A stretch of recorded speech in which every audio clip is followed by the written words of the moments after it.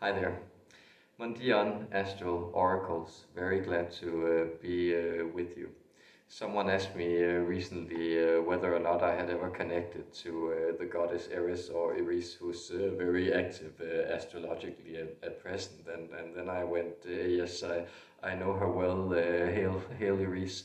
And if you don't get that reference, which you might not, it's it's a reference to the Illuminatus trilogy by Robert Anton Wilson and Robert Shea, which I highly recommend, and which is sort of the seminal counterculture classic of the last 50 years, and the text that's had the most influence on me on my own spiritual path. I think The Invisibles by Grant Morrison. Um, it takes place in the same universe as the Illuminatus. And in the Illuminatus, Eris is sort of cultivated as the patron deity of these forces who oppose, the Illuminatus, and that is the forces that are striving to subjugate the free instincts in human spirit and to striving for order and control. And so it is, much as you could imagine, going about just humming the tune for the International in 100 years ago, or in the 18th century, or much as it would be in the first or the second century to go about asking people if they heard the good news. It is sort of this. It is sort of this code that signals that yes, we are going to blow this whole goddamn system of control up, and from nothing we shall become everything, as one of the lines in the Communist International goes. And revolution is very much in the air. I've been talking about this, and she is very present astrologically at this point. And so I thought it would be interesting both to channel her, but also bring forward some of the perspectives on the mythology. If you know the Greek mythology, then of course the main myth is at the wedding of Peleus and Thetis, the parents of Achilles. She was not invited, the goddess of discord was not invited, and so she throws in this apple amongst the gods present that says Tsikalisti, which means to the most beautiful. And this sets off a contest between the three main goddesses, Venus, Aphrodite, and Hera, and Athena. And of course, Paris gets to be the judge, and they promise him things, and that's the start of the Trojan War. And you can look it up, but the very interesting thing is that she, just by throwing this apple of discord, as it's known, into to the midst of the gods, she winds up pitting all the gods against each other in the Trojan War. And of course, the outcome of this is that everybody gets taken down. So King Priam and all his sons, they and Troy falls, and they get taken down. But all the Greek heroes, their vanity is also brought to bear upon them. So I believe the only ones to return after getting lost in the Mediterranean for some time is, of course, Odysseus and Menelaus, but who actually gets to bring Helen home, but they also get stuck in Egypt and everything. And this is, of course, the major cycle of the Trojan Wars. But for instance, Agamemnon is slain when he gets home, and I think something bad happens to Ajax too, and something. So it's this interesting thing that by pitting the vanity of the deities against each other, or themselves, she sort of brings down the whole circus. And I think that's a very, very important point to remember at this stage, because it's indeed, what is vanity? Well, it's the obsession with surfaces. And in Ecclesiastes, that often goes in traditional translations, that vanity, all is vanity. Vanity can also be translated as emptiness. So, and in art history, a vanitas is the motif that points to the fact that everything is futile and shall pass and is indeed temporary. And so all our striving essentially amounts to death. And I think this is very, very interesting related to our current predicament, because as this COVID business keeps going, notice that another term is the corona. So it's the idea of the kings, and that's somehow what is being pulled down. So as I very much see it, and I'm very sensitive to these energies in the collective, and I've been feeling kind of belligerent, as you may have sensed in my recent videos. What I feel is also that a lot of these energies, or aggressive energies, have been pitted against people internally. So we have all been relegated, or at least a lot of us have been relegated to fighting internal battles, and that's essentially a game. It's the Italian philosopher Beccaria, I believe his name is, who comes up with this idea of isolation punishment to replace the more corporal types of punishment that have been the norm in earlier times. And Foucault, in one of his major works, analyzes this. I believe it's called On Laws and Punishment. It's one of the three great ones he produces in his lifetime, and where he sort of analyzes how well punishment has moved into more this type of symbolic violence that can actually be construed as the much more harsh.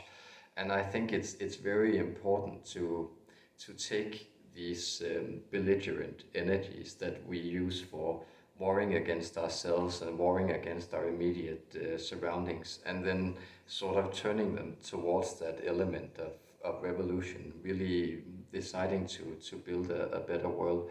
Because of course the idea is that all things are transitory and all things must vanish, and what seems to have been played out is that well, we could say in some societies, of course, the elites, the people who are privileged or have the money to remain at home, or have work conditions where they don't have to go out and be exposed, well, they're fine, right? And then, like, the people who are left on the floor, or the people who are close to the poverty line already, they're the ones who are in dire trouble. And of course, this also goes globally when the rich societies, they hoard vaccines, and then to hell with the rest of them.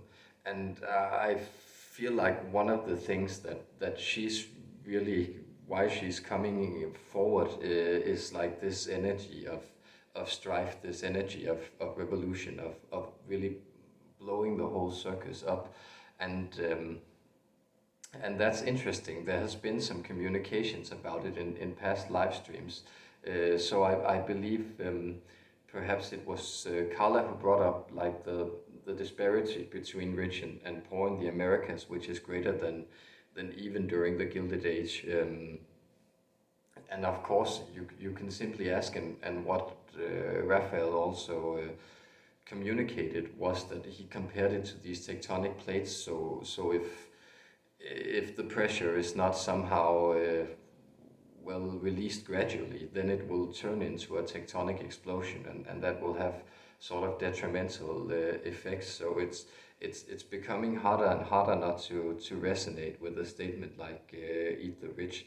And also because it points to the fact that, of course, if we just had working communities and people had a sense of belonging, like they have in tribal societies, for instance, we would be perfectly capable to deal with the presence of death and the threat to life. But it seems to me in many ways that this baby boomer generation, who was generally served up everything in their lifetime, they're now frantically clinging on to their possessions and their life, and it's those who are the most threatened by the virus. And it simply cannot work anymore. Like, for how long can you keep shoving the poor of the world into hunger and down below the poverty line, and for how long can you keep everybody under wraps so that you might not get a pulmonary disease and have to check out at the age of 70 or 80. That's something that really needs to change. And it's interesting for me because I feel so much more compelled to move into more this, well, let's call it political apprehension or perspective or of the world, because essentially I believe all spirituality is to some degree also political. And if you look at the great social movements of the great spiritual systems which turned into religions, then they're usually very, very egalitarian. So the early Christians were completely egalitarian, the early Muslims were completely egalitarian, and the early Buddhists were completely egalitarian. So these systems, they seem to have that deep compassion, solidarity, sharing of what is available, and making that the social foundation for the spiritual message. And to me at least, I think that's very important. So it doesn't just become, well, you know, if I can get empowered by this stuff or I can feel special, then fuck the rest of them. Like, who cares, right? And that's not a helpful place to be. But it also begins by turning those volatile energies into places where they're actually directed at the things that they should be destroying, instead of just being haphazardly dispersed all over. So I think at least that was kind of an interesting message, and I hope you took something from it, and let's hear from the goddess of strife what she has to say.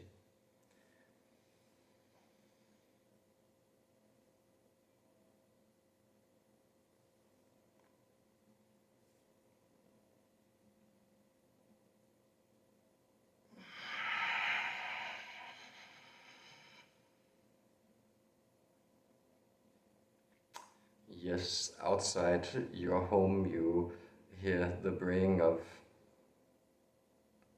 the cattle that has been let loose, and, well, you hear the cats on the roof, you hear the hounds bellowing, you hear all the things that you have been trying to shut out, wanting to come back in. There is no suppression of these energies. There is always a getting even with the energies of the cosmos. And I, the goddess Eris, I bring you this opportunity for salvation. I bring you this opportunity to get even with whatever upsets you. And so this is not only petty revenge, it is turning your pretensions and your ideas against you. It is showing you that, well, there is a fighting spirit within everyone. There is the free human spirit, the impulse towards free expression, the impulse towards letting loose, that can no longer be suppressed by those forces of control. See, I am a helpful instrument in the development of mankind. I am the one who sows discord in order to plant new life and make it sprout. And see, is there not discord in the woods? Are the forces of life there not striving, each of them, to realize their own agendas, and then by that growing into a system of symbiosis that is constantly warring with itself, and yet, well, becomes the more stable for it. The more you try to control, the more you hang on to your vanities, the more you attempt to control the surfaces, the more you try to get your own at the expense of others, the more you strive to be saved by the perdition of others, then the greater a vengeance shall be visited upon you. See, these great energies of equality, of getting even, these are also what I represent. I represent the struggle of those that were not invited to the party. And the party well, it is these cultures of radical individuality. It is indeed the concept of the dog that eats the dog that I am, well, bringing to be held accountable. And so, well, that dog who ate all the others, that dog shall also itself be led to the slaughter. And what is the slaughter? It is the slaughter of time. Everything is pulled down, everything is dispersed, everything dissipates, everything must pass. And the more you hang on to this, the greater your vanity, and the greater your vanity, the more you disconnect to the world. And so connect to the forces of the heavens instead, and by that connect to the internal forces that are working through you. Connect to the great energies, the new collectives, the new ways of being, the new vistas, the new circuits within human beings that are available to you. Let them flow freely. Let them decide what is the proper course for humanity. Know that disease and hunger has always been the guiding principles or underlying causes of evolution. It is this entitlement of the disenfranchised which I express and I sanctify. I give it my benedictions, and I allow for those people who have been suppressed to rise up. And indeed, as our vessel here, he was speaking before, it is true of all those great movements that they came from a point where they realized that true freedom was realized in the individual exactly by offering those things to the collective which were unnecessary for them to hold on to. Every attainment that is only for yourself is indeed a vain striving. Therefore, find the sympathy and empathy for those that are weak. Find those people from whom you gain no advantage by giving to, and begin to give to those. Tear down those forces that seek to reward you and only you, to seek to uplift you above others, and instead replace them with the forces of solidarity.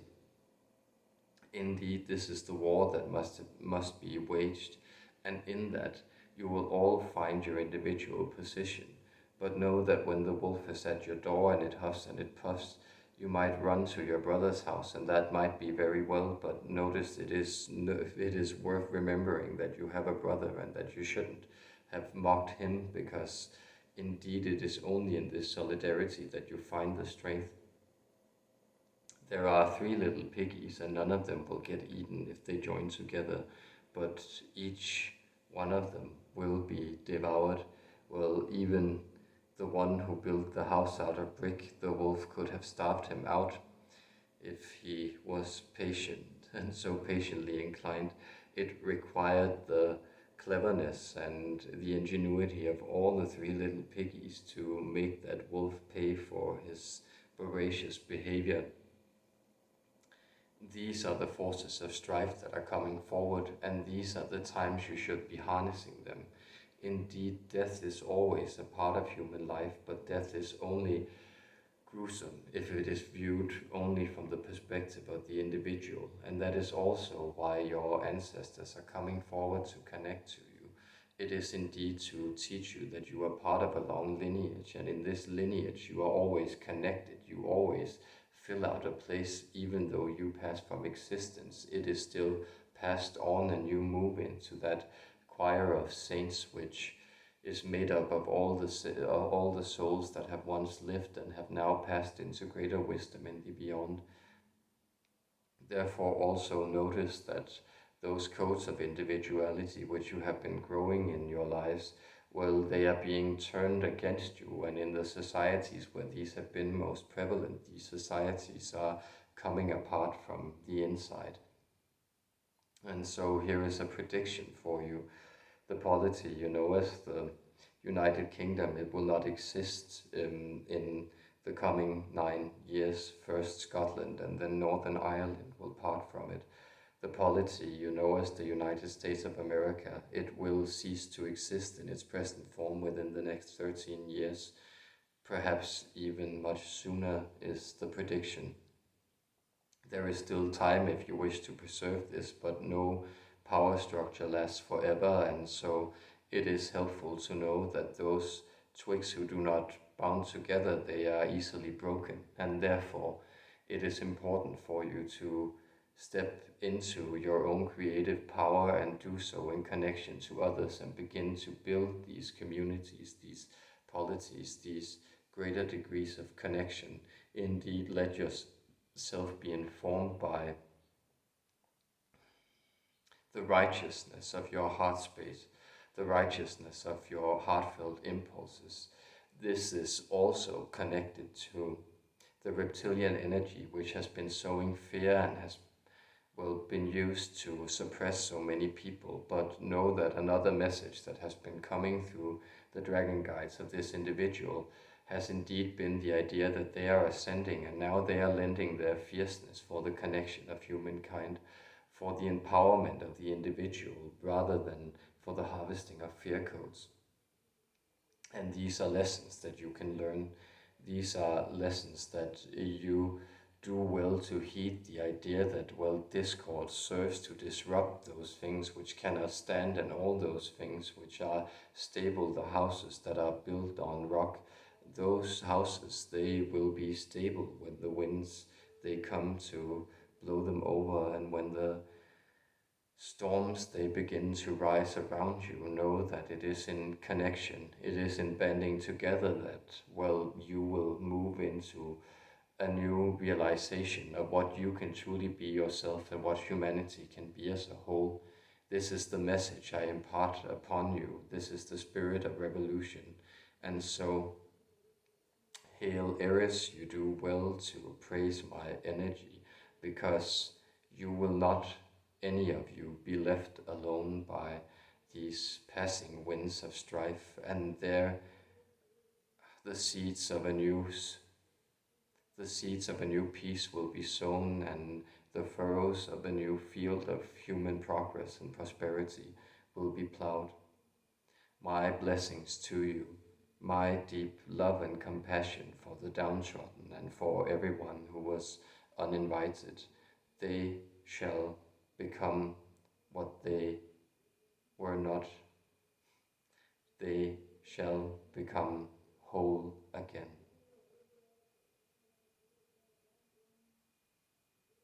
Peace in strife.